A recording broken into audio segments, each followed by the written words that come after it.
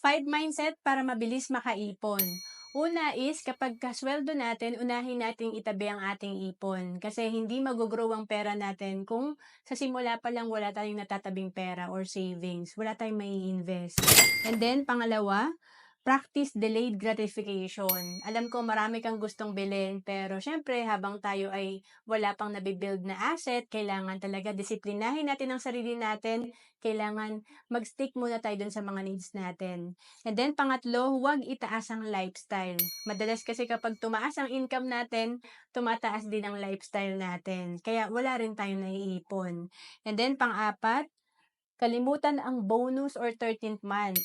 Alam mo ba na isang beses sa isang taon yan, pag hindi mo inisip na gastusin yan, malaking bagay din at makakapagsimula ka mag-ipon at mag-invest. Halimbawa, kung 18,000 per year ang natatabi mo, after 35 years, meron ka ng 5 million.